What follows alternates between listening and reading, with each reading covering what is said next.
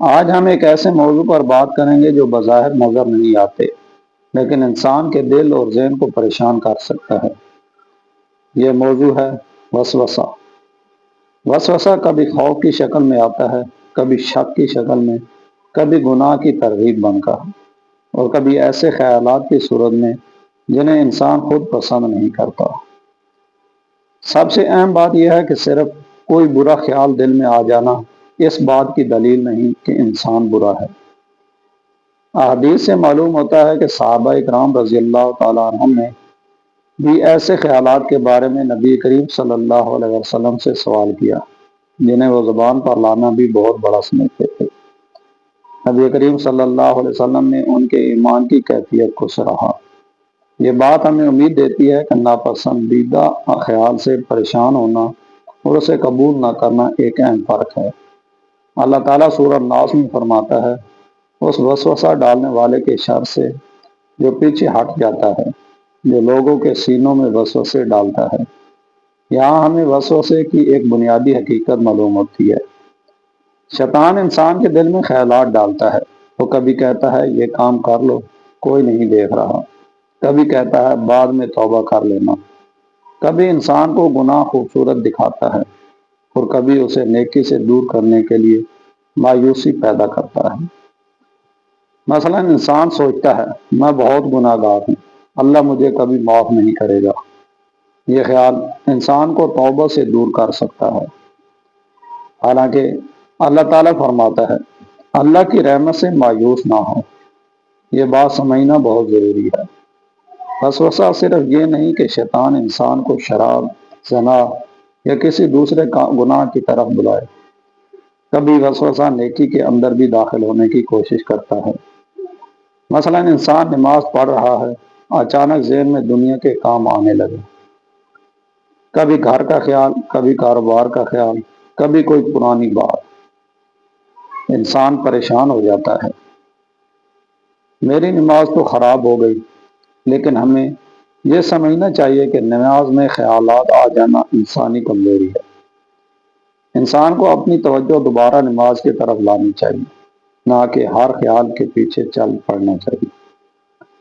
صحیح حدیث میں نماز کے دوران شیطان کے وسوسوں سے متعلق رہنمائی ملتی ہے۔ نبی کریم صلی اللہ علیہ وسلم نے بتایا کہ جب شیطان نماز میں انسان کو الجھائے تو اللہ کی پناہ مانگے اور بائیں جانب ہلکا سا پھونکے۔ یہ ہمیں ایک عظیم اصول سکھاتا ہے۔ وسوسے سے لڑنے کا ہرگز یہ مطلب نہیں کہ آپ پیڑوں کے بیٹھ کر اس کے ساتھ بحث کرتے رہیں، بلکہ اللہ کی طرف رجوع کریں اور اسے چھوڑ دیں۔ جب وسوسے آئے تو فوراً کہیں میں شیطان مردود سے اللہ کی پناہ مانگتا ہوں۔ یہ صرف ایک جملہ نہیں، یہ اعلان ہے کہ میں اپنے کمزور ذہن کے سامنے اکیلا نہیں ہوں، میرا رب میرے ساتھ ہے۔ اللہ تعالیٰ نے ہمیں دو عظیم صورتیں عطا فرمائیں، سورہ فلق اور دوسری سورہ الناس۔ خصوصاً سورہ ناس میں ہم اللہ سے وسوسہ ڈالنے والے کے شر سے پناہ مانگتے ہیں۔ اس لیے صبح اور شام اور سونے سے پہلے مسنون اذکار کا اہتمام کرنا بہت فائدہ مند ہے۔ وسوسے کو اہمیت نہ دیں، یہ شاید سب سے اہم بات ہے۔ فرض کریں آپ کے ذہن میں ایک ناپسندیدہ خیال آیا، آپ نے اسے برا سمجھا۔ اب اگر آپ مسلسل سوچتے رہیں یہ خیال کیوں آیا، میں نے ایسا کیوں سوچا، کیا میں گناہ گار ہو گیا، اس کا مطلب کیا ہے، تو آپ خود اس خیال کو مزید طاقت دے سکتے ہیں۔ اس کے بجائے اللہ کی پناہ مانیں، خیال کو جانے دیں اور اپنی توجہ کسی مفید کام کی طرف لے جائیں۔ ہر خیال کا جواب دنیا دینا ضروری نہیں، ہر خیال حقیقت نہیں ہوتا، اور ہر خیال آپ کی شخصیت کی نمائندگی نہیں کرتا۔ اللہ کے ذکر سے دل کو زندہ رکھیں۔ اللہ تعالیٰ فرماتا ہے خبردار، اللہ کے ذکر ہی سے دلوں کو اطمینان حاصل ہوتا ہے۔ جب انسان اللہ کو یاد کرتا ہے، قرآن پڑھتا ہے، نماز قائم کرتا ہے اور دعا کرتا ہے تو اس کا دل مضبوط ہوتا ہے۔ لیکن یہاں ایک خوبصورت بات سمجھیں، ذکر کا مقصد صرف یہ نہیں کہ وسوسہ فوراً ختم ہو جائے، بلکہ ذکر ہمیں یہ سکھاتا ہے کہ وسوسے کے باوجود ہمارا تعلق اللہ سے قائم رہے۔ گناہ کے راستوں کو بند کریں۔ بعض اوقات انسان خود ایسے ماحول میں رہتا ہے جہاں گناہ مسلسل سامنے آتا ہے۔ غلط ویڈیوز، غلط گفتگو، بری صحبت، بے مقصد مواد اور ایسی چیزیں جو دل کو گناہ کی طرف کھینچتی ہیں۔ پھر وہ شکایت کرتا ہے، میرے دل میں برے خیالات کیوں آتے ہیں؟ اس لیے صرف وسوسے سے لڑنا کافی نہیں، وسوسے کے دروازے بھی بند کرنے چاہیے۔ اچھی صحبت اختیار کریں، قرآن سے تعلق مضبوط کریں، نماز کی پابندی کریں اور اپنے موبائل اور اپنی آنکھوں کی حفاظت کریں۔ مایوس نہ ہوں۔ شیطان کا ایک خطرناک ہتھیار گناہ نہیں بلکہ مایوسی بھی ہے۔ وہ انسان کو گناہ کرواتا ہے، پھر کہتا ہے اب تم بہت گناہ گار ہو گئے، اب تمہاری توبہ قبول نہیں ہوگی، اب اللہ تمہیں معاف نہیں کرے گا۔ لیکن قرآن ہمیں اس کی بالکل برعکس امید دیتا ہے۔ اللہ تعالیٰ فرماتا ہے، بے شک اللہ تمام گناہوں کو بخش دیتا ہے۔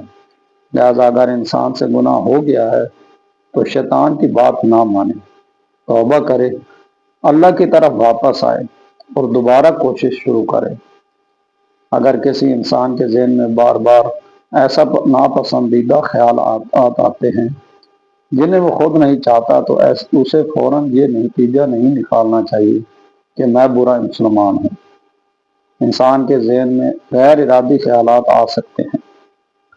اہم بات یہ ہے کہ انسان ان خیالات کو جان بوجھ کر اختیار نہ کرے، ان پر عمل نہ کرے اور اللہ کی طرف رجوع کرتا رہے۔ اور اگر ایسے خیالات روزمرہ زندگی، عبادت یا معمولات میں شدید خلل ڈال رہے ہوں تو کسی قابل اعتماد ماہر صحت ذہنی سے مشورہ کرنا بھی درست قدم ہے۔ اسلام علاج اور مدد لینے سے منع نہیں کرتا۔ صحابہ اکرام رضی اللہ تعالیٰ عنہ نے نبی کریم صلی اللہ علیہ وسلم سے ایسے خیالات کے بارے میں شکایت کی جنہیں وہ بہت سنگین سمجھتے تھے۔ نبی صلی اللہ علیہ وسلم نے انہیں ایسی کیفیت پر ایمان کی علامت قرار دیا جس میں انسان ان خیالات کو ناپسند کرتا ہے۔ اس سے ہمیں امید ملتی ہے اگر دل میں کوئی برا خیال آیا اور آپ نے اسے ناپسند کیا تو اس خیال کی وجہ سے خود کو تباہ نہ کریں، اللہ کی طرف رجوع کریں۔ میرے بھائیوں اور بہنوں، وسوسہ ایک ایسا دشمن ہے جو نظر نہیں آتا، لیکن اس کا مقابلہ کرنے کے لیے اللہ تعالیٰ نے ہمیں راستہ دکھایا ہے۔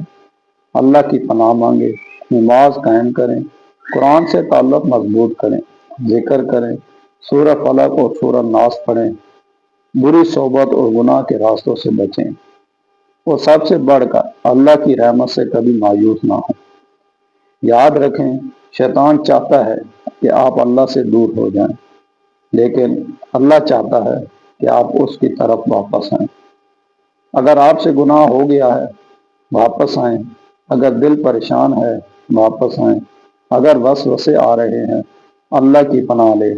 اگر آپ گر گئے ہیں، دوبارہ اٹھیں، کیونکہ اللہ کی رحمت کا دروازہ بند نہیں ہوا۔ اگر آج کی ویڈیو سے آپ کو فائدہ ہوا ہے تو اسے کسی ایسے شخص تک ضرور پہنچائیں جو وسوسوں کی وجہ سے پریشان رہتا ہے۔ ممکن ہے آپ کی ایک شیئر کسی کے دل کو سکون دے دے۔